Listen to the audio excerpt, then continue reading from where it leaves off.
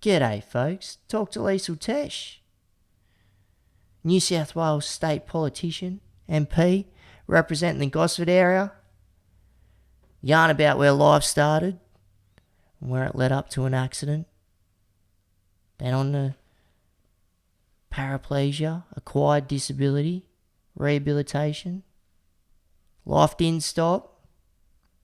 School teacher, in that busy schedule of being a bloody school teacher, decides to fit in multiple Paralympics as a Paralympian, winning multiple medals, and then decides to get into politics. Jeez, the wheels didn't stop turning, and they're still going forward, representing the area and the state, and as a person with disability, doing great work. Solid yarn. And if you like the podcast, hit that subscribe button. And we've also got a Patreon page. The link is within the description. So if you want to help further support the channel, the podcast, check it out. There's 2 tiers. If you choose one of them, want to roll with the squad, that'd be greatly appreciated. And want to thank our sponsors, Permobil Australia, the greatest electric wheelchairs in the land. Wouldn't be sitting in anything else but these 4 wheels right here. And they've got great assistive tech also. So righto, let's get into it.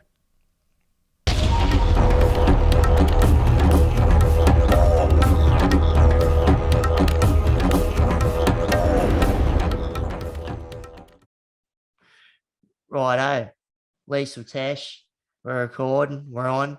Thanks for jumping on the podcast and having a yarn. And I've been wanting to get you on for a while now, so just seeing a lot of the important work that you're doing on the coast as a politician, but just a lot of the, great work that you've done beforehand too. So welcome. Yeah, no, it's a great honour. It really is a great honour, Jake, and hats off to you and the work you're doing. I mean, getting the voices that need to be up there across all sorts of alternative pathways. We're in a really exciting time in the world with technology and also the way we communicate and how we get to people. So bring it on. Awesome. Appreciate it. Politician, teacher, Paralympic superstar, all happening. So doing great work on the coast. But you always haven't been from the Central Coast, is that correct? You were from up north originally? Yep. Brizzy born. So I was born in Brisbane and we moved to New Zealand when I was 3 months old, and we grew up off the grid completely in a caravan that Dad made. So 5 cats, 3 goats, rabbit and a pig. Yeah, and just roving. My sister and I would walk with the cats and the goats on the beach in our gumboots and, Mum, we found a really big seal. It's like, no, we stood on it. It's like it's an elephant seal. You probably shouldn't be standing on an elephant seal, kids. But no, a really fun, like a lovely upbringing. And we moved back to Australia. My godparents were at Lake Macquarie when I was 7. So we didn't go to school in New Zealand. So we moved back and started fitting into the real world at Lake Macquarie when I was 7. And then it was Newcastle Uni, and I thought I was going to be a town planner, and I volunteered at actually on council over the summer, and I couldn't live with the ethics of what was going on to the environment. So I did teaching and landed a targeted graduate position in Western Sydney, which suited me for my training from Barcelona to Atlanta, and then moved to the Central Coast because it was halfway between Newcastle, where my family and friends were, and Sydney, where training was. And here I am and loving it. Absolutely love the coast. It's awesome. So, and then just reeling it back, because, I've read some of the just bits and pieces, like, and I don't know how, because what stuff that's written out there, you never know if it's 100% true or not, but just some of the alternative upbringings that you had with your parents growing up. And that's awesome that your old man made a caravan like from scratch, And I think, that's like, Dad was really resourceful, and Dad was a creative architect, and he really didn't like working in the capitalist world. He'd rather work for the greater goods, and spent time, I suppose, designing and mud brick cottages for the nuns and ferro cement nautiluses to meditate in. It was a curved caravan made out of plywood, and it was we'd just take it to a new place, and we'd only stayed in the same sort of area, but we'd be by the river, we'd be by the beach, we'd be by the cliffs, and really alternative. Dad did a little bit of work on the railways, but we mainly lived off bush tucker. We ate roadkill. My mum's family, and lived close by to my mum's family, so it was good. And my sister was born over there. We drank the goat's milk. We had food from the mum's family's farm, and harvested and fished. I mean, Dad, we ate shark. We collected crayfish. We collected a pawa. We ate periwinkles, you name it. We ate the walnuts out of the trees. It was just a banana passion fruit. Like, what an idyllic childhood, but we were damn poor. That was the reality as well. But yeah, that's awesome, just like how that would open up your world, and just, that's an awesome upbringing. Like, just hearing that, just because you don't, compared to what they deem as normal, like regardless if you got money or not, but it's just learning how to be resourceful, which is awesome. So, and so before you get to that stage at uni, so you've come back to the coast, is that when you were down and around the coast of Lake Macquarie, is that because you've got an acquired disability, correct? Yeah, no. So that was like, I went to school up in Lake Macquarie, Toronto High School, where you weren't even meant to get a HSC. And mate, there's myself in student parliament. My best friend's a professor. My other best friend ran Triple J for 7 years. Like, so it's the girls from the rough side of public education. Like, we're still great mates. But no, growing up, went to school at Toronto, and then Newcastle University, and as an able-bodied kid, so loved sport. Absolutely, was the kid who put my hand up to get in any single team to get out of class, and just loved, like, I think I'm still undiagnosed ADHD, I'm sure. Then I was riding home from a girlfriend's place 2 days after my last exam in second year on my mountain bike that I rode nearly every single day. I swerved over the wrong side of the road. My bike hit the gutter, and I somersaulted, I think, over the handlebars, and I fell down onto a concrete driveway that was parallel to the road, probably landed on my bottom, and all the vertebrae in my back went like smashed up. And L1 sort of was the one that took the brunt of the fall. Found by an old lady in her driveway who was a nurse, whose daughter lived over the road who was a nurse. So the nurse came and said to me, "Is there any tingling in your hands or feet?" And I said, "All through my legs." And straight away I was treated as a spinal cord injury, which I think was really, really lucky. Taken to Newcastle Hospital. Yeah, really lucky. Like, I think in a lot of, like, it's something I preach to the kids that I was teaching, like, if someone's got a suspected clot, don't move them. And I don't know your situation, but I do know conversations about people who were moved and who weren't moved. Like, and the ladies I worked in Sarajevo who got hit by shrapnel in their backs, who then got taken in blankets through the night, who then complete paraplegics. But I think I'm a very incomplete paraplegic, so my feet are really wonky. I move my legs. I wear ankle foot orthotics and walk not very well, but I walk. So I assume so. That you're incomplete. Yeah, because I wasn't moved at the beginning, and it took, I don't know what your situation is, but for me, I was down there and they poke needles in my legs. Do you remember that part of your when you had so I was 25, and the thing was, and it was tricky for me because I was in a pool, so they sort of had to get me out. It was hard to keep me stable.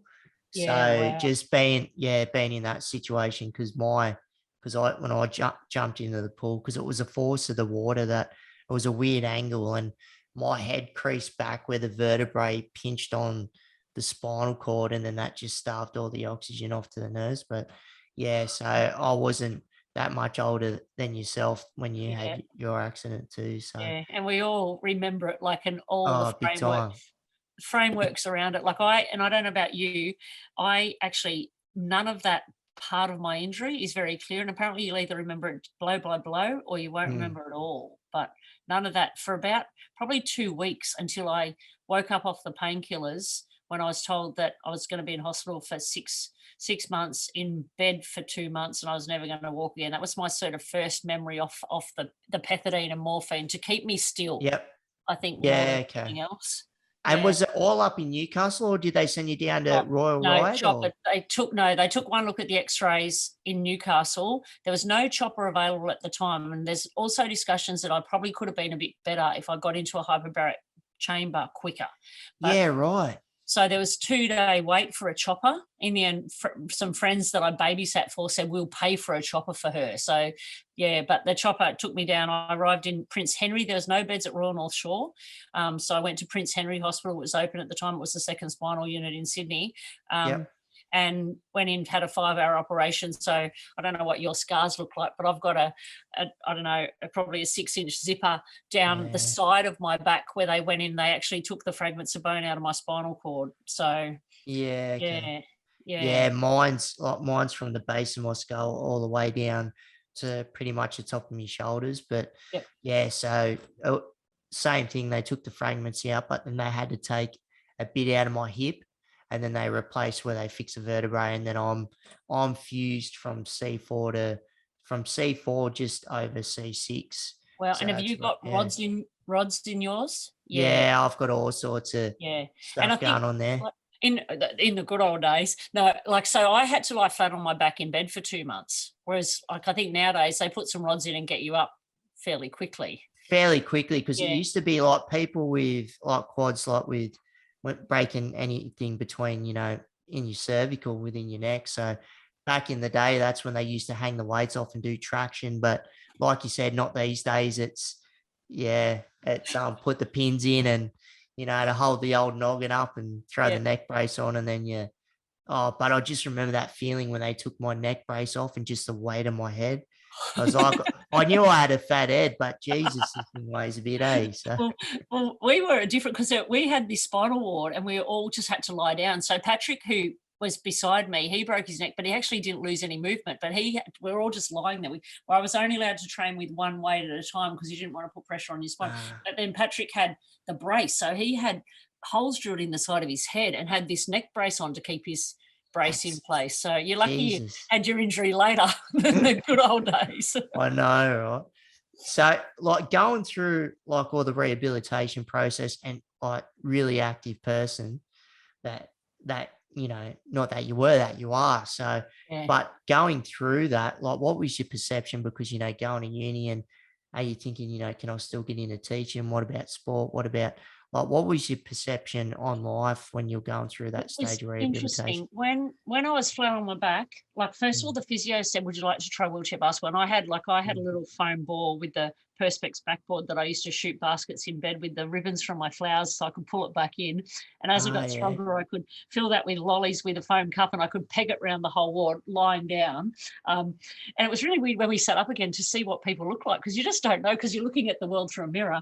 But when I was like, they said, "Do you want to try wheelchair basketball?" And that was 1988. No one even knew what Paralympics was back then. And then two really buff humans. That's true. Yeah, two really buff wheelchair users, Lisa and Peter Mills, rolled in and just looked great. And we play wheelchair basketball, come and try it. And I'm like, mate, there's life. And I think back then as well, people in wheelchairs weren't out and about. So there wasn't a normality role model in my framework around. So even going back to uni was like, oh my God, like people were like this girl who was walking last year and is now a wheelchair user this year. And just I got keys to the back, like uni was unreal making adjustments. But even then. Oh, that's good. Yeah. It wasn't such a normal thing to be going to uni in a wheelchair. And then even teaching was actually really good. Accessible schools are not that easy to come by back then. So even I took leave without pay to go and play basketball in Europe, but there wasn't an accessible school that needed a geography and Japanese business studies teacher. So I was actually able to stay away. I kept applying for 5 years, but there wasn't a spot in accessible school. So yeah, it's been an interesting journey about like just working out how to fit in the world with wheels underneath you, I suppose, is probably welcome to your world. But making the world, because it really is, it's not us that's got the disability, it's the framework, it's the built environment that is the barrier in so many cases. Yeah, spot on. And that's a great way of putting it. It's the framework of them not having the certain accessibility facets and that to it in general, and then it's just trying to adapt over time and, really taking on the user experience and what we deem should be accessible, And what was it like going back into, because, I know kids are like, I went to Wyong High, and got a bit full on when I was a youngster back in the day and whatnot. And I know how kids can carry on at school, like to an able-bodied teacher. But what was it like wheeling into a class and just how the kids would react, and or if you'd have to explain certain things to them? What was that like? I don't know. It's really funny. Like it just is. It just was me. And the kids, like I think kids are probably better than adults at taking on new and taking on change. And I just rocked up. I think probably being the Paralympian gave me a bit of credibility. Like even in 1992, what was the Paralympics all about? That awareness came, I think, more so with Sydney 2000. But the kids were unreal. And seriously, because I'd then transfer out of my wheelchair and I'd waddle around the classroom. And if I'd go out of the room, you'd come back in. Like by the time I got into the classroom, 3 kids had tipped out of my wheelchair, the little buggers. So, and it was something that was parked up at times, and it was something that I was in a whole bunch of the times, and it was part of the thing. I remember one student, I think, passed out, but was it? I don't know what happened. It's like, Liesl, we need your wheelchair. So I parked up, and so they took my wheelchair and got this student and wheeled her into the sick bay. So, Oh, really? Yeah, and it's just, I think, and also it was really interesting when my first Paralympics was in Barcelona, and they said you get paid to represent Australia, and I didn't know that when I signed up to become a teacher. So I'm in Barcelona first year out teaching, I'm putting my card in the wall, my full pay's coming out, which is unreal. But in reflection, though, the journey that those kids have been on with me as a Paralympic athlete and the learning that they've gone through about inclusion and disability, I think the investment of paying me at the Paralympics on leave, with leave, has been incredible. I think they may remember a bit of geography or business studies, but they definitely remember the stuff and the framework about disability and my legs in the corner of the classroom. And then the kids will say, Miss, you need your legs. And someone will run and get my legs because my legs are off and I'm in my wheelchair. So and that's just, and I was just normalizing what our world is like. And the kids just adapt, and I think they forget that this is part of me. I'm just me. Yeah, that's awesome. It's not the chair, it's who you are and what you represent. And that's so great, the years that you would have put in teaching and just the kids taking on that inclusivity and what that means. And at the end of the day, it's normal and just seeing that a part of life, Even then as well, because I was sort of the advocate for people with physical disabilities, so I thought then you realise you're also the advocate for everyone with disabilities. So I actually went and I've done half a master's, not the policy side, because I hate the policy's boring, who knows, but in special ed, because I also advocate. So then it was about me working across the schools that I worked in to include people with intellectual disabilities as well. So I just think when you've got this under your bottom, it's really easy to speak on behalf of all.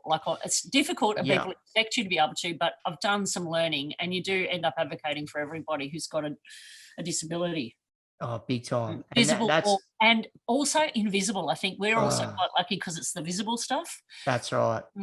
Yeah, see, that's always a tricky one. Like you said, the invisible disabilities and people getting it, because I work with, where it's adults, but kids, and even if it's teachers or certain parents or people in general, just trying to understand whether it's, intellectual, cognitive, or ASD, autism on some sort of level there. And that's always the tricky one there, the invisible disabilities. But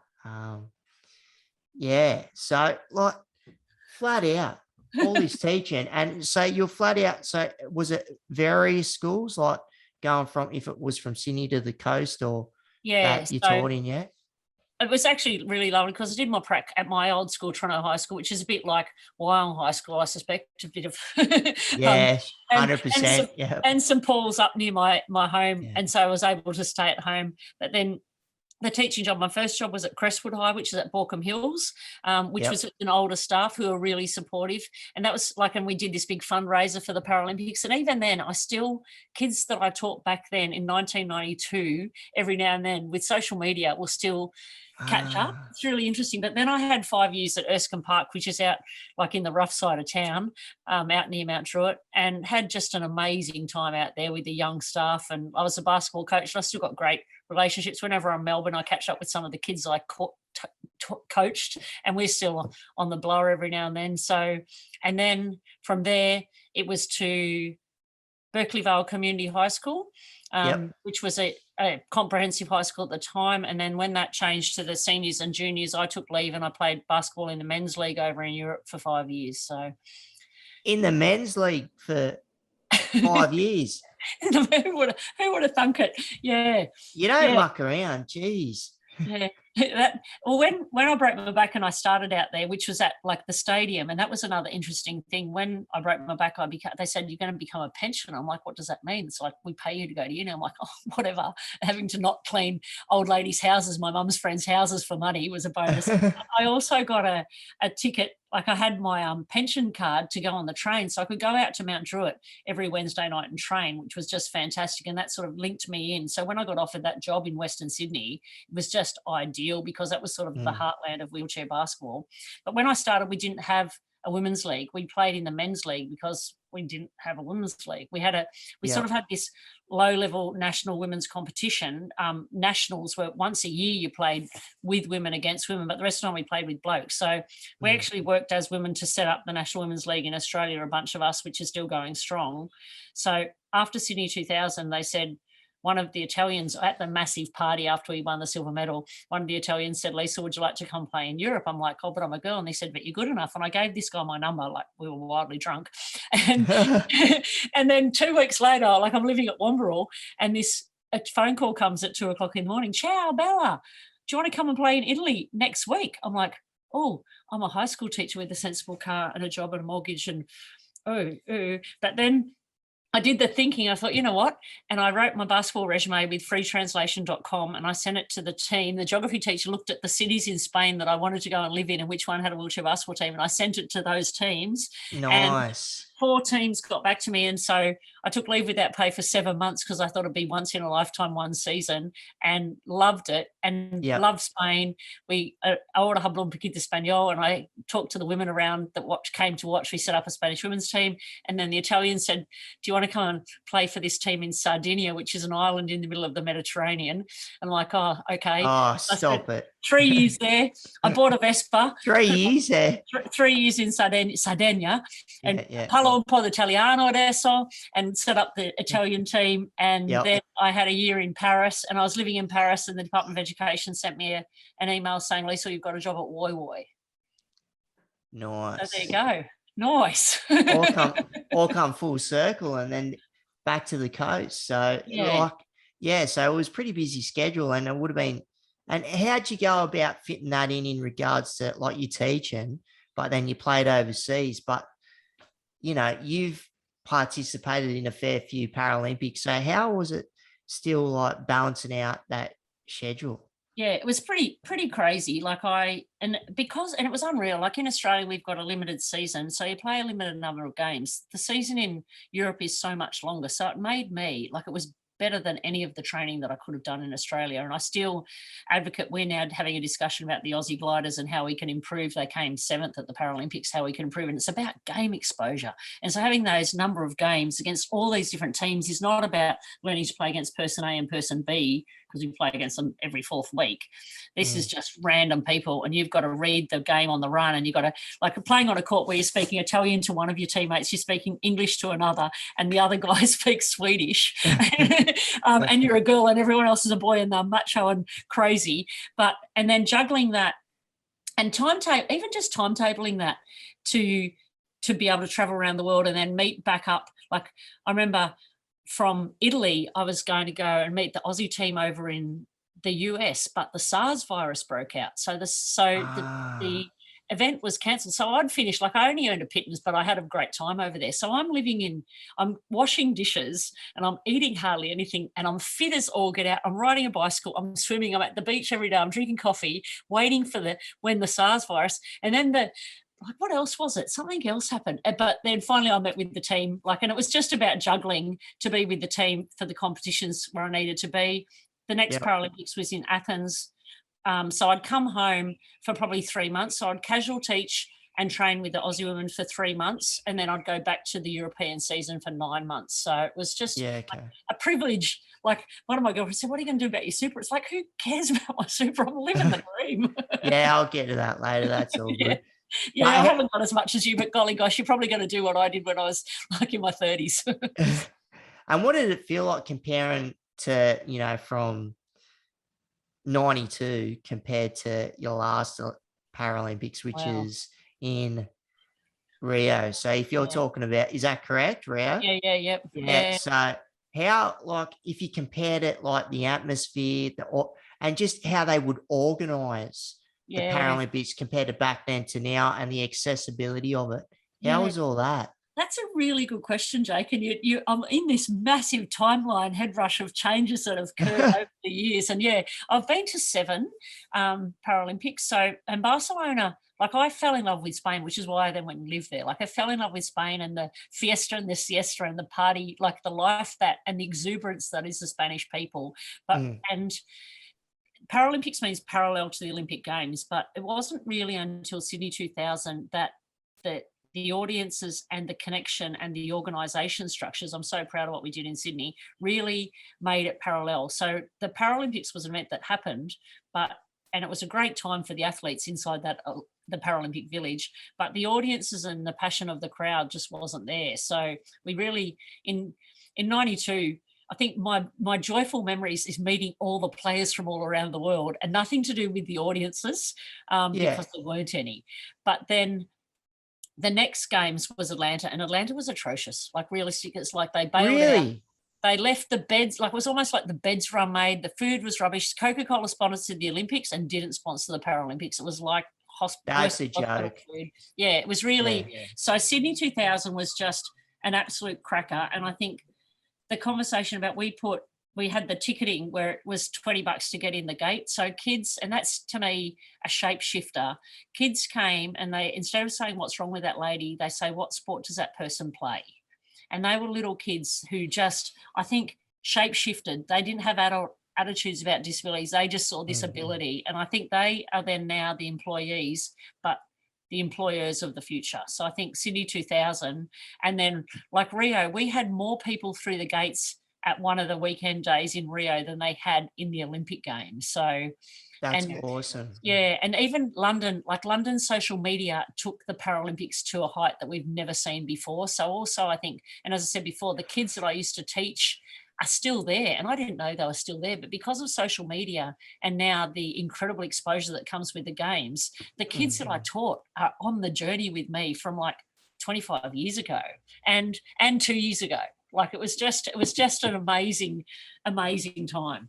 Yeah, that's awesome. That's what I've noticed too, like the whole elevation of not just social media, but the media coverage in general. So when it's, on, mainstream TV, when going back to London to, when we're looking at Tokyo now, and it was really, and just being able to access it when you can as well, like having, if it's the mainstream channels and having them on your PC or whatever, and you can just click in and you can watch a live event, or you can watch something that's already been played, which is great. Yeah, I definitely didn't sleep that much during the Tokyo game because this is the first one I've been as an audience. Like I've never been. I was going to go over and cheer and watch and do some work with the Japanese Parliament about women and inclusion, and maybe some commentating, but the world just was a little bit rubbish at the time. So, mate, and the first day, I'm like, I was so sad. I'm like, I'm going to get really depressed. This is really bad. But, mate, then I just embraced cheering from home. Like we were on Zooms with all the old gliders. I was on talking to my teammate, like my sailing teammate, Dan, about the games. Like it was just the camaraderie of the Paralympic movement when you're no longer a Paralympian was first experienced for me in Tokyo. It was just unreal. 2 seconds. Yep.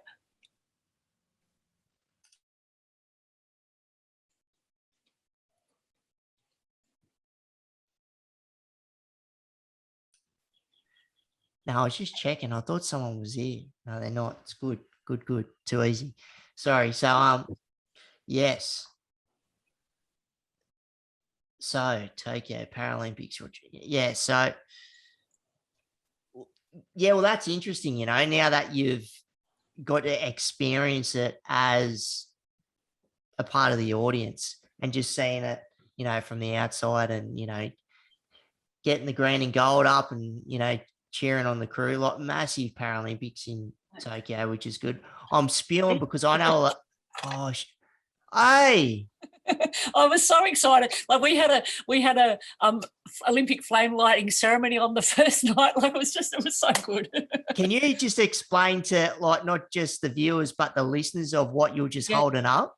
Sorry, yeah, no, that's the Right. the Paralympic torch from Sydney 2000. So like, and that, like the fact that we got the bid for 2032 before the games just is so exciting for me. So this is a long pointy blue, white and red thing, and we were able to, people put their hand up to carry the torch around Australia in the lead up to the Sydney 2000 games, and I had the privilege of lighting the torch, the cauldron, at the entrance. So this was handed to me flaming by a student of mine called Hannah Crow, who was in year 9 at the time, who was part of the Surf Lifesaving Club and part of the SRC.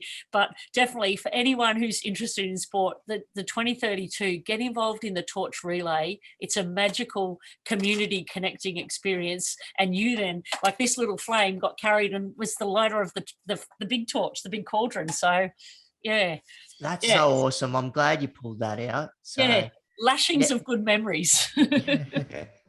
Good memories. So you've got to Rio. You pretty much just reeled up on your Paralympic career.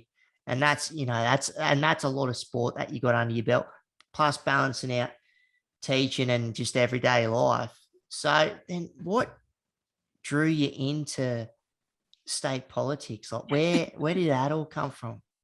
It's interesting. And I think, like, I need to also say, like, having that teaching career and juggling the sports career and everyday life. And I think you and I don't have, like, what you can have a conversation about everyday life isn't easy for someone who carries a wheelchair under the bum and got orthotics and the disability stuff, like the whole lot, and the time it takes to manage your equipment and everything else. So thanks for acknowledging that part of everyday life. But yeah, so in my everyday life, because I wasn't driving to Sydney 3 days a week for training because I was now sailing, because you can't train at night time, I had time on my hands. And in my journeys as a teacher of Aboriginal studies, I'd come across beautiful Deborah O'Neill at a couple of events, but I'd bundled these young Aboriginal girls into a function at a Rimba RSL where Deb was speaking to meet the aunties. And Deb said, Liesl, you should join the Labor Party. And you know what? Like, I'm like, yep, you know what? And so I did. It was just, Right. it's given Australia the policies that have shaped this country. And the public education I received, the public health, like if you and I had our injury in any other country in the world, the cost to us would have, and our families would have been incredible. So I just think like my upbringing, my family didn't have money to put me through uni. My family wouldn't have been able to afford private health if we couldn't have the public health system we've got. And I think the NDIS is amazing. And so, and athletes are so selfish. And I just thought, I'd like to give back to my community. And I never dreamed of being a member of parliament in a bazillion years. Yeah. And so on Monday nights, like every second night I'd go to yoga and every second night I'd go to the Labor Party meeting. But they were people with my values. And I've always been, like, my friends are fairly political, but I've probably been the most political person among my bunch. And so and Deb always said, you're going to step up and do leadership roles. And I'm like, no, I've got sport. So sailing, what happens with the Paralympics is that the sports that are increasing in numbers get hoofed in, and the sports that are not increasing in numbers get hoofed out. So sailing was not in Tokyo. Badminton and taekwondo came in as our new sports, just like in the Olympics. What was it? Rock climbing and skateboarding. Skateboard. Yeah. So sailing was out because it's a really expensive sport. Dan and I had 3 boats. Super expensive, yeah. 3 boats. We had a boat in Europe. We had a boat in Rio. We had a boat in Australia. Like that, it's horribly elitist. And so for and the upkeep nations, too. Yeah, like I used to whinge that a wheelchair basketball chair was worth like $2,000 in the good old days. They're now 10 grand, but like nothing compared to 3 boats. So, and understandably, sailing was not in the next game. So I knew that part of my life was finished. Then it's like, what sort of winter sport can we do? What winter sport? But no. But so when Kathy Smith's letter, who was a member of Parliament for Gosford, came in the post to say she was resigning because she had cancer, I intuitively knew that my life was going to change. I didn't recycle the letter. I kept Kathy's letter, and it was a tough decision, like giving up your teaching career, 25 years as a teacher, and you've got a school that That's a you love. solid stint. Yeah. You've got a school that you love. You've got kids and families that you've worked with for years. You've got a whole bunch of colleagues that are absolutely fantastically beautiful that you still catch up with whenever Yeah. you possibly can. And to throw it all away, to put your hand up to possibly become a member of parliament when you don't even know what a member of parliament is. Like, Yeah. yeah. And that's it. That's It's a possibility if you get in or not. So yeah, yeah, and I'm really like in state, I can take leave. I took leave without pay to do the campaign. If I was running for federal, I would have had to leave, like quit my job to wow. campaign. But it was a 2.5 month, very, very intense campaign for a by-election, and I came out victorious. And then it's like, oh my God, I mean, and then I get into the New South Wales Parliament. I said, Lisa, when you do your inaugural speech, which is the thing that supposedly sets the framework for who you are in the Parliament, you should have someone come and, because you'll get a special pin and you should get a professional cameraman. It's like, mate, I got a photo of me getting gold medal in front of Sugarloaf Mountain in Rio. I don't need Yeah, a pin in the Parliament. yeah, So, yeah. and so that was the journey. And it's really is, it's an incredible job. It's almost to build your own adventure. You take your passions into that parliament and you stamp up and down for the things that you believe in and for your community, and you do your utmost to learn your community. You work out what's going on out there, where the gaps are and what they need. And it's like sport. Every 4 years for me, there's a you have to be at your peak because there's elections. Same as it's called a quadrennium in sport, it's quadrennium now in politics in my head. But it's Yep. about tactics and strategies and working out the way that you can use the parliament and the resources to deliver for your community.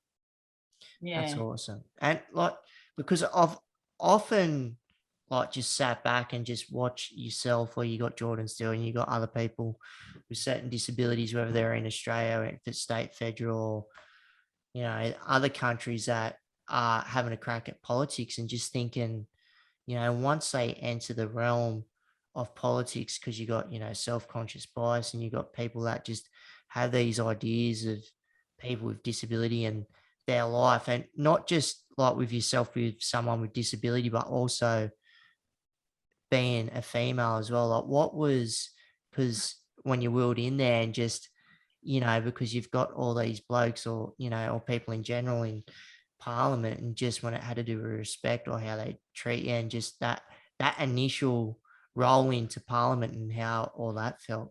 Yeah, well, I think that roll in for me started the day the Labor women came and door knocked with me on Bogan Road in Illong. And it was like, oh my God, these are my people. These are my people. It was just like I found my sister, like I found my absolute sisterhood, and it was just unreal. And they're like, where's the Coburn Guttering? I'm like, I don't know. Let's go. Let's go. And I actually think they were more disabled than me in their heels than I was in my wheelchair. So, True. yeah. But then I think in the parliament, and even like going into the parliament, the discriminatory line of this man looking down his nose at me saying, this is the oldest parliament in New South Wales as far as my demands for chasing accessibility in there.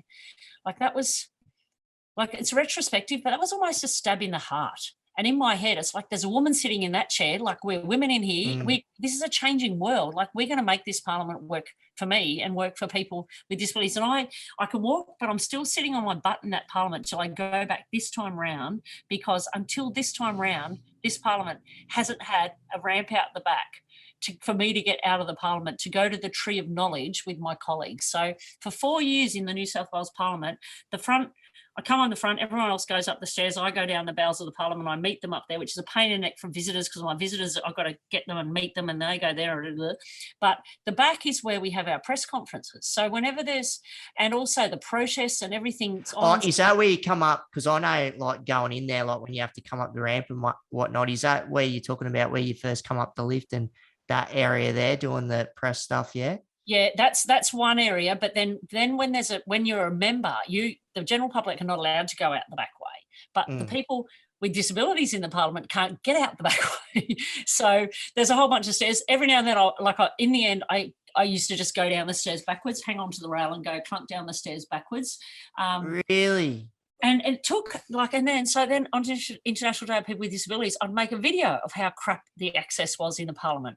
And I did that for 2 years. And now we can build something, because I've really highlighted and called out the government's inaction, and it's horrible. Like I got into the job and I had to choose between the Parliament being accessible in my workplace, or the Harbour Bridge, because we had the Invictus Games. I know I'm going all over the place here. No, it's all good. The Invictus Games were on 8 months after I got elected. And I know we've been campaigning for access to the Harbour Bridge since Louise Savage raced over there in 2000, and we couldn't get up the bridge. So so put the bloody leaves in. I know. So then here I am in the Parliament. So we've got a shadow for Minister for Disability, Sophie Costa. I'm like, Sophie, we need to make the bridge accessible for the Invictus Games. This is embarrassing. This is like so embarrassing. I can't be in the Parliament. So here's Sophie. Yeah, it is. Sophie's knee high to a grasshopper. So we've got megaphones and we've got crowds of people with disabilities around us at the bottom of the steps on the north side of the Harbour Bridge at work time with TV cameras. What do we want? Access to the bridge. Where do we want it now? So the bridge access came in time for the Invictus Games, which is really, really good.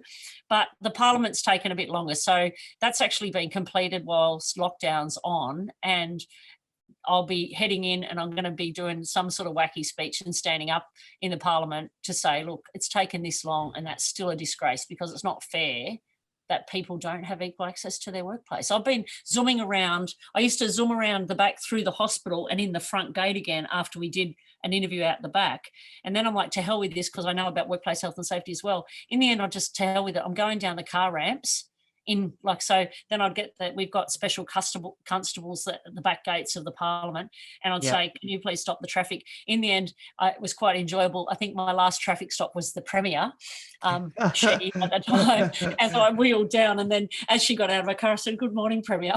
It's like nice right in front there. Yeah, it takes a while, and as you know, it's like choosing the battles. And what we have to, like, what do we aim for? I'm now working with some local doctors and a pavilion in Woy Woy, which is still, they've been pretending they're going to be getting access there for 10 years. This is going to become a bigger fight, because they've been cajoling me and telling me I don't know what truths. But now we've got two lovely doctors opened up there, and their practice is not accessible. It's like, come on. That's a joke. Doctors, not accessible? Yeah. Come on now. But when you rent a place, like, you assume that a modern pavilion with a whole bunch of shops is accessible, but it's actually not. So, so I think it's going to take a protest of people with disabilities at that step to get some action. And that's the length I'm prepared to go to now, because I've been very polite about this for some time. Now it's time to, and you know, Jake, it's about your energy for your battles. And the other thing, they want me You've got to keep chipping away. Yeah, but then the other thing is, do you want to become the person, like the shadow minister for disability? It's like, you know what, at this point in time, no, I want everybody to make sure that their portfolios are managed with a lens of disability and not disability, of ability in mind. So I'm sort of at the back, reminding them about inclusion at all levels. So, yeah. That's good. You know, like, you're not, like you said, you're not the actual minister when it's got to do with disabilities, but you're behind them and just trying to direct that lens, but just, bringing it up to a level of inclusivity, whether it no matter around the state where it is, because that's a joke when you're hearing about an actual GP's office and that just cuts out so many people with disability that have got mobility issues, so. And it is, and it's not just, like you said, it's mobility, it's like the ladies with prams all of a sudden understand our world. It's bicycles. It's just like, it's so much now. That's it. Older people with their walkers. Yep. Yeah. So, and you're in the state politics, and you've obviously had a focus and strong disability advocate. And what's been the focus like for yourself as a politician, but also the drive within your local area that you're a member of, and what you're striving for? It's really interesting. Homelessness has been something that's been on my plate since the very beginning. So really being a bat for social and affordable housing. And now I'm just thinking about, how do I manage this campaign and take the people on a journey? Because realistically, the Liberal government has sold 210 public houses since I've been in the job, houses with blocks of land, and they're replacing them with these boxy little, and I get we have to have affordable housing, but we now can see across the Central Coast and across New South Wales that it's a housing crisis. And that's lack of leadership and lack of availability led by the government, plus the federal levers about what's happening with the cost of housing. It's frightening. So that one, that's a journey that I'm passionately on.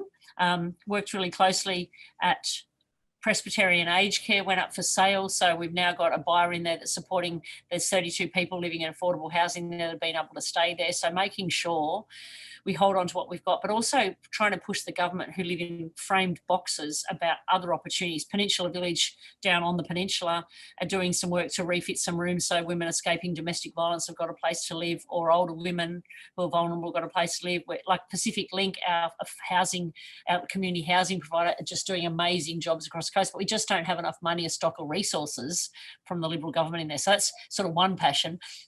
The environment, the double major geography teacher is passionate about the environment. So this joke about PEP 11 and Lucy Weeks saying she didn't vote for it when their minister actually has to sign off for it for a stop. Like, it's all right for Scott Morrison and Lucy Weeks to say, we don't agree with it. But when their resources minister is actually letting it happen, we've got petroleum exploration happening off the coast that's been approved by the Liberal government. So yeah, that scares me. That does, because if anything, like, you've seen what's happened in the States when it's got to do with Gulf of Mexico and Louisiana. Like, hey, you don't want that popping. You don't want that stuff in the water in general. Like, I know, like, they're looking at dollars and figures and cents and what it brings into certain occupations and sectors, but man, it's not worth it to the bloody environment at the end of the day at all. Absolutely. Plus, I mean, we're having this conversation while Glasgow is on at the moment, and we've got a climate buffoon. We shouldn't be thinking about gas exploration. We are a country rich in alternative renewables that we should be working on how we supply the Asian market, not by making a risk to our pristine beaches. We've got lots of we are an intellectual nation. By not investing in those other possibilities, it's a crime against this country. And that's the jobs of the future. Like, that's the real jobs of the future. Industry and commerce knows that the jobs are not in coal and in gas. Yeah, over time. Okay, there's lots. Public education and tertiary, like what's happened to our tertiary education sector federally. And it's interesting, I'm in state politics. Super expensive too. The conversations that we have between the different layers of government, the challenges that we've got going ahead with our council, and the stuff that's come out in the inquiry about our council, that we're going to be, hopefully we'll get a very clear I think, directive by the Commissioner, and it's not just the Central Coast Council, that we need to have a really good look at the funding structures, the accounting processes and council management across New South Wales, because we've been the one that exploded, but there's a whole bunch of councils that are on very shaky ground, and the merging has not helped the situation in those councils as well, which is a big challenge to have on my shoulders, because we don't have an elected body. So it's almost like I've sort of become a local government representative and a voice as well. So because I'm passionate, so people come for all sorts of things, and I learn so much, like just the conversation that I've just had about early childhood education and how they were frontline workers because they didn't even shut down like schools did. They weren't given the PPE. Their wages, even though they're teacher trained, don't match teachers. So there's a whole sector that's a women's sector. And even the whole stimulus post-COVID, so much of it's been about men and building stuff, whereas we've got so many women who lost their jobs, who've been... That's true. I'm glad you pointed that out, because the construction industry is huge and it's predominantly men. Like, there are a lot of women that are coming up through the ranks, and because that's my background too in tier 1 construction, and seeing a lot of women coming up, which is good. But when you're looking at the balance and certain industries of what's going on at the moment, what you've pointed out, you're spot on. So it's trying to balance out the equilibrium there, and just making sure that everybody's covered at the end of the day. That's for sure. Yeah, and I think definitely in this job, as I said, there's my sisterhood of these great women, and I've definitely become, like, I was a feminist before, but it's looking at things through the pink lens. And I think a lot of the government decisions, if it was women at the table, some of those things would be considerably different. Yeah, 100%. And I'm glad you bring up the social housing, because it's insane, like what's going on the coast. But what I see in other places around the state too, like when you're looking at the Northern Rivers, like where you got people that are, like the amount of people that are homeless week to week, like up that way, but here on the coast too, because you got people that are moving out of Sydney and they're all coming up here, up on the coast, which is nuts. And it's just driving people out. And then when they're knocking down these old community social state-funded housing, and then they're, throwing up these private, whatever it may be, if it's hotels or units, and like they're popping up left, right, and centre, as you would have seen over time on the coast. And it's like, okay, well, now where are these people going to live? Now we Yeah, need to inject more money in a social and community housing, because it's huge. Because I see it from, people that are able-bodied and that are homeless, but then it's like all these people that have got disabilities, and then they might not be able to attain certain jobs, whether if they were born with a disability, acquired disability is a whole, and it's like finding housing for all that mob now. yeah, So yeah. it's like, and that's, my It's passion's in that too. So it's a huge leadership, and it's a really tough time. Like, as our population changes shape on the coast, I mean, the little fibros down where I am in Woolooware are now $1 million. mm, It's absolutely frightening, but about reshaping the housing market and apartment living as our population densifies. But nobody wants an apartment near their house. But then how do we then, as government, manage that moving forward and accommodate the planning and the investment to be able to function effectively? Yeah, like it's a big complex one, and there's interest rate questions in there as well. and Um, having a balance too with the council, it's like they almost need a body of, if it's forensic administrators and auditors, so they can balance that right out, and as you said, the coast is what's happened here, and then, which is a shame, but then hopefully off the back of that, it's really going to rebuild the coast council and then put it full steam ahead, and then we can really inject and know, okay, well, this is baseline, this is where we have to be baseline, and this is how we have to move forward for the council to thrive and survive. And so, when it's got to do with your local council and then your state and federal politics, is this is how we can work on the different levels with each other, and this is how we can all talk to each other to get the social housing going, and trying to balance out that crisis to some degree, because I think there's not enough talk when it's got to do about the whole housing situation. Like, I'm seeing bits and pieces, and there's people like yourself and a lot of other good people that are politicians and public and private figures, but it needs to be screamed to the rooftops Yeah, 100%. So it is. And that's like, I think in the lead up to the federal election, whenever that's going to be, we're going to be like, people are coming in my office. Like, I've had police people in my office wanting to pay $800 a week that can't find a place on the coast. Like, it's frightening, and it's not well planned. And there's some federal levers that need to be seriously shifted for the kids, our kids, to be able to live in our community. Like, that's the thing. Like, the kids that I taught who haven't got into the housing market, what do we need to do to make sure that they can live in this community? It may not be in the like the quarter acre block with the hills hoist, but they still want to live in this beautiful community. that's right. Mm. And, the deposits they have to put down, and if they have to get, now it's guarantors off mum and dad or nan and pop just to get a leg in, because if you're looking at a 400 square block with with the house on it that costs bloody 800K or whatever it may Yeah. be, it's just Yep. nuts. So, Yep. but Yep.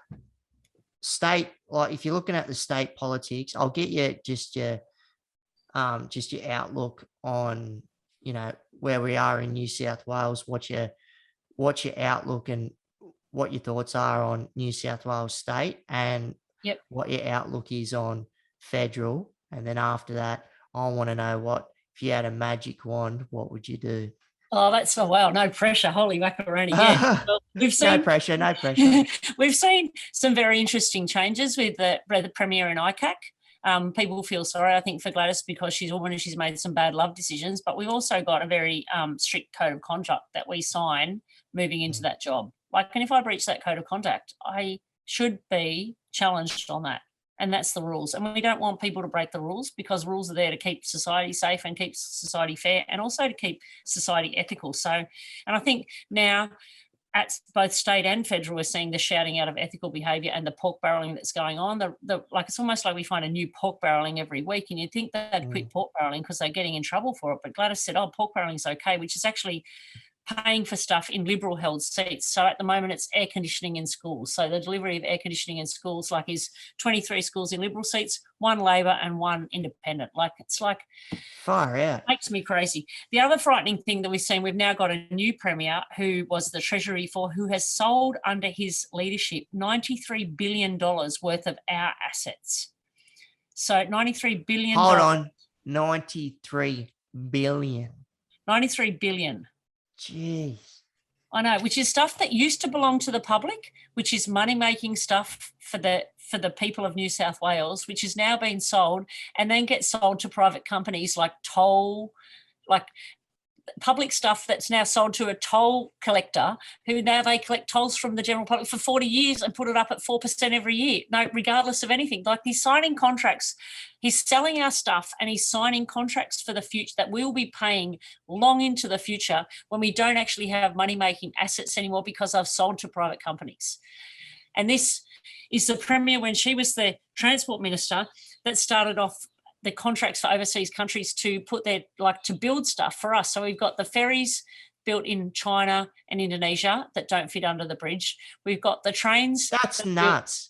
Yeah. That's nuts. We've got the trains that don't fit the tracks coming in. They're not in place. They're built in South Korea. We've got the trams that they're built in Spain. We've got another lot, the inner city fast light rail is now got cracks through it, built overseas. So we've got this investment that the Liberal government's made that have been money going out of Australia to overseas companies and overseas workers. So we're de-skilling. Normally the government would invest in these things to maintain Newcastle as a shipbuilding industry or a train building industry. That's it. Push up the local industries. We've got people that are more than capable to do this stuff. Yeah. And so we're losing a generation of skills as well. And the profits go overseas. It's just there's on all the levels. We brought in some electric vehicle regulations in New South Wales a couple of weeks ago, but in New Zealand, that happened 15 years ago. There's in my small country town where I grew up in New Zealand, there's 3 electric vehicle charging stations 10 years ago, whereas in Central Coast, we don't have electric vehicle charging stations because we don't have that government leadership and input. It's just, I get frightened. And then even then, this government is giving subsidies to people who buy $78,000 cars. So on the Central Coast, that's not us. So this government's putting policies through, surely it's about time with the environment, but it just, it's on all these levels, things are not happening the way that they should happen. It's that's scary. And what you're talking about with that 93 billion, that's a lot of, land and buildings and all sorts of stuff that is gonna, and, hopefully, when you were talking about some of those industries that maybe some of them can come into the fold, and really start pumping that up where it's, instead of exporting a lot of that work, it's bringing it back home, because New South Wales, we're the most popular state in the country, and it's really making sure that, because you can see, when you're looking at, and you would have said it too, Liesl, when you're looking at Sydney, and now it's starting to grow out and out and out further, out west, north and south, and, we can't go east because we're hugging the coastline, and it's let's take advantage of, some of the land that we got out there. And if it is bringing industry back home, and you can already see you can see people thinking about it here and there, because obviously going through COVID, and it shows how vulnerable we are to certain sectors. That's for sure. Supply chain gaps, which we're going to see, I think, also over Christmas. And it's ongoing. It was really one little interesting case study that we had was all the wheelie bins in Australia. We've got a wheelie bin manufacturer up here on the coast that supplies basically the east coast of New South Wales. All the axles came from China. No one had axles in the world. Oy. So that's just so people are dragging their bins bottom out on the bloody road, no wheels. Well, it just meant that bin production had to slow down for it. But little things like that. But also this government and the pork barrelling that goes on is frightening even at policy level. So they put through legislation where they've got these renewable energy zones, and they had these 3 renewable energy zones in regional New South Wales, which were basically opportunities for them to try and buy votes to save the Nationals versus the shooters and fishers, because they're really not delivering to regional New South Wales. But it was Labor who actually added, and we're lucky at the moment in the lower house where I am, we don't have the numbers, but in the upper house, we've got the numbers to put amendments into legislation. So we've got amendments in there that means the Illawarra and the Hunter and Central Coast are also renewable energy zones, which is actually where the existing infrastructure is. Like if you're at Lake Macquarie, you see 3 stacks of power stations. We've got the wires, we've got the poles, we've got the wires, but we've got to change the shape of the electricity production, but to not include these heartland production locations with the workforce, the skilled workforce that we need to transfer, change and retrain. This is a government initiative that we need to see on a scale with sensibility, not an attempt at pork barreling in the regional. And then the other thing is putting unplanned, but putting solar across really good farming land where we're this farming country and we're a great resource because we're so clean and green and we've got fantastic, but once we've got solar out there, we lose all this farming land. So the government's got to do better plan. They're just not doing the planning. We're not seeing that in the cities, but there's got to be much better planning of the future of our energy resources.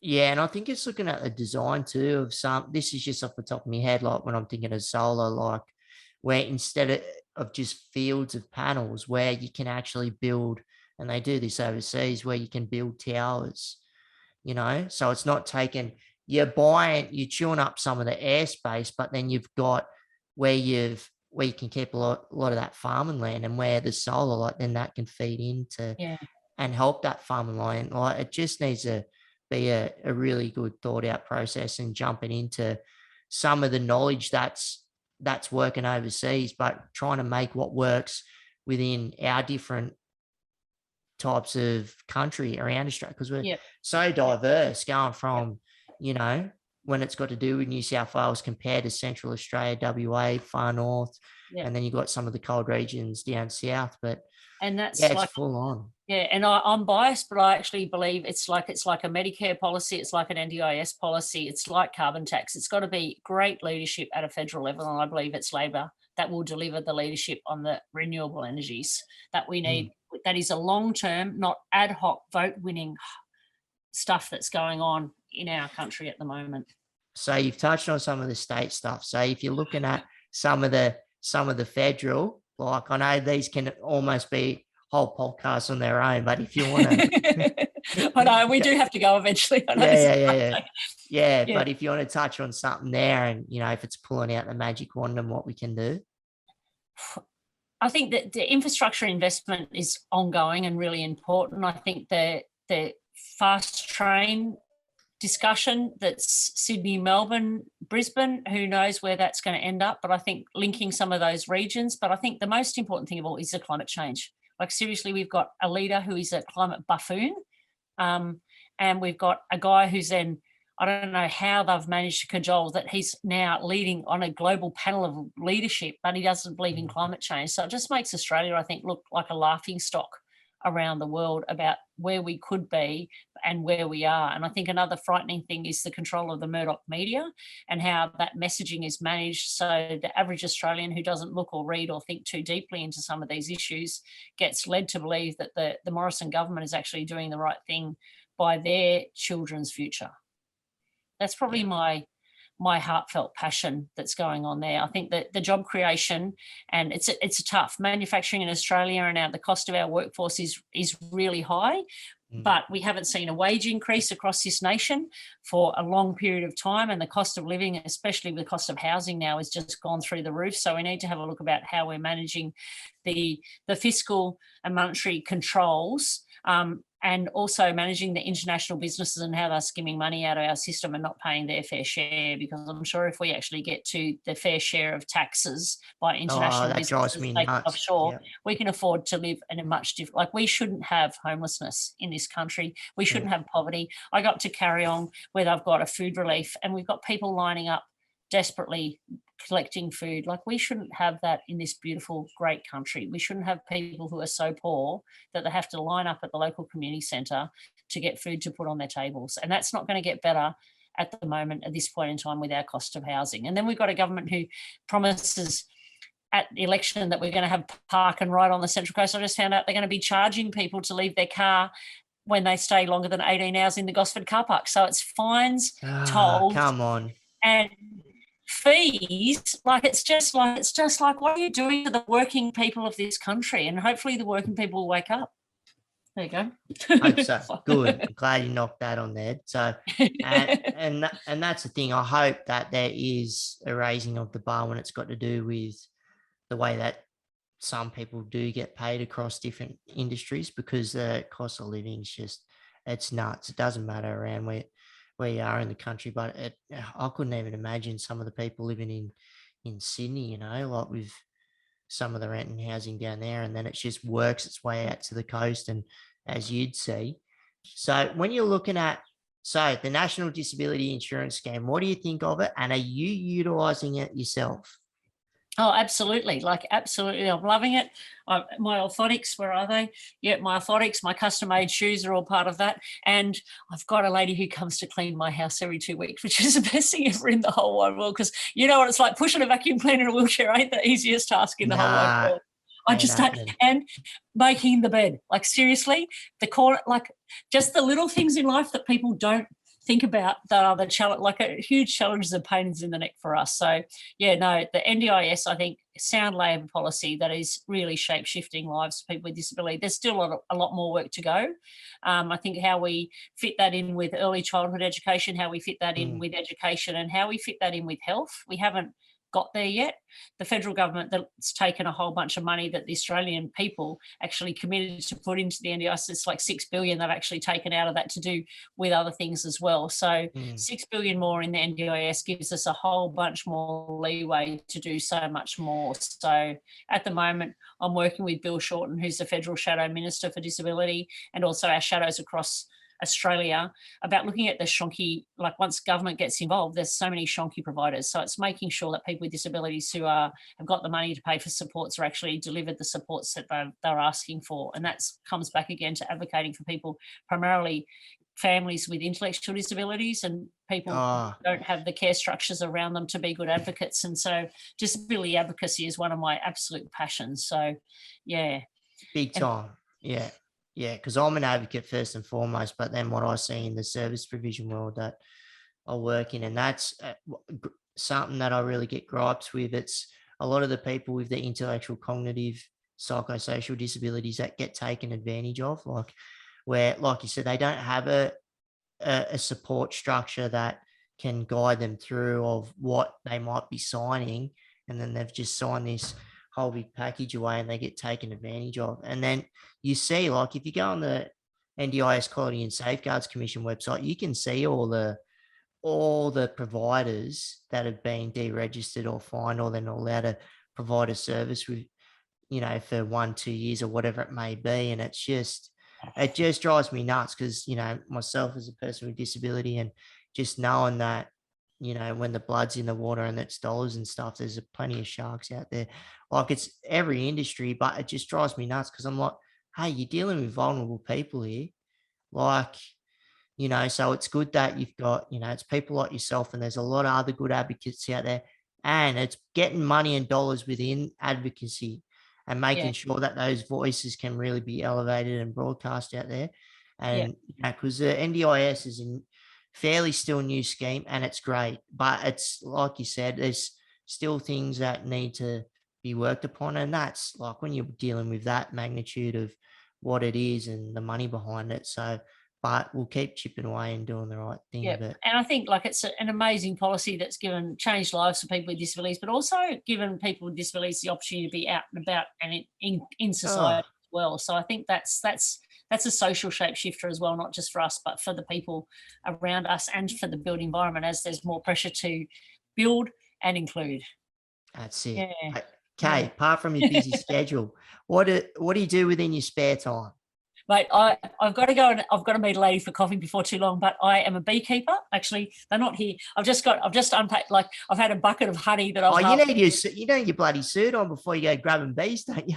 Yeah. I got the whole suit, and I got the smoker and everything. I've got 2 hives. I've just given a third hive out. A bee swarmed and we captured a third hive. And so I've just given that one away, because you're only allowed to have 2 hives. I love my bees. I love sewing. So I made this jacket on the weekend. Like I don't get that much time, but the time with my ADHD. I'm pretty productive with the time I have for Awesome, me. Jack. And too, by the way, I know I said it off air, Look but at that, it look is at that awesome. buttonhole. So I've got this Yeah. really, so it's so lovely to be able to see a piece of fabric and visualize what it could be and then turn it into a posh jacket. So when you see me with the pink checkered jacket out in the society, come and say hello.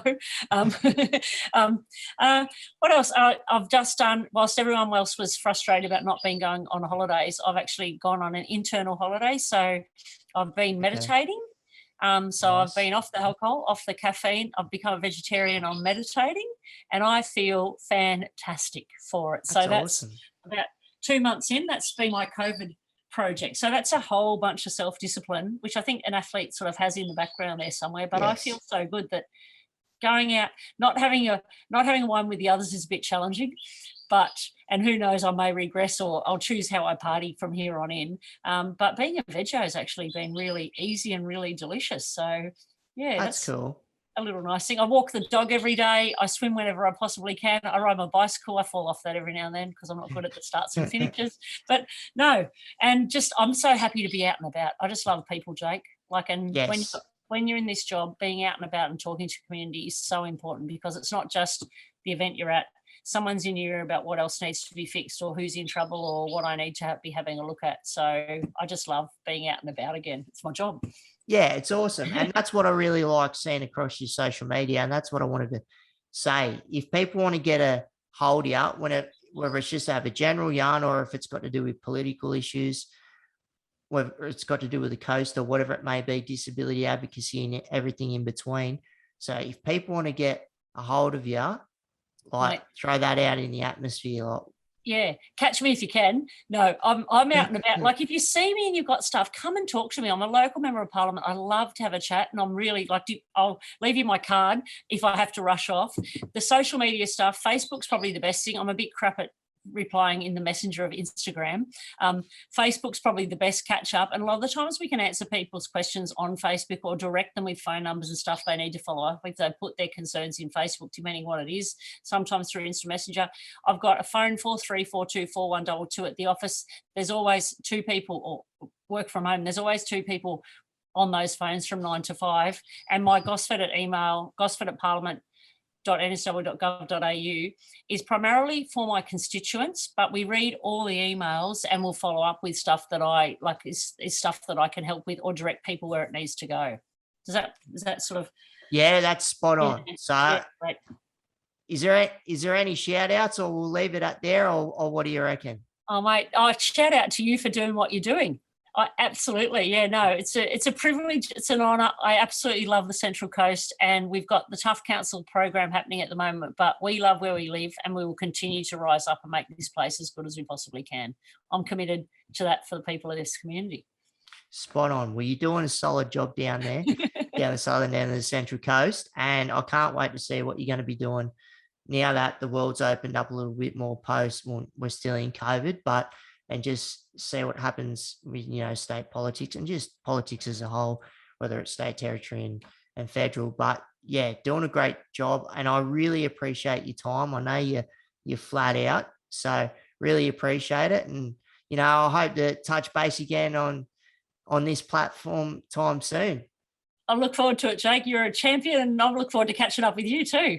Awesome. Just having a crack. Righto. Thanks, awesome. Jake. See, folks, the energy that she brings. Liesl, as a school teacher, getting that energy, pushing it out internationally as a Paralympian, and then smashing it in politics. Doing solid work. Like I said, keep it up. We'll just keep moving forward. Liesl, representing your area and the state, and people with disability. Love it. And if you like the podcast, hit that subscribe button. And we've also got a Patreon page. The link is within the description. And if you want to help further support the podcast channel, and you click in and check it out, there's 2 tiers. If you choose one of them and want to roll with the squad, be great, be much appreciated. And if you want to get in contact with me, you can get me via Instagram at StreetRollingCheetah, or email one word streetrollingcheetah@gmail.com. And we've also got a Facebook page, Keep Rolling with Jake Briggs, so check it out. I want to thank our sponsors, Permbil Australia, the greatest electric wheelchairs in the land. Wouldn't be sitting in anything else but these 4 wheels right here, and they got great assistive tech also. So righto, see you on the next one.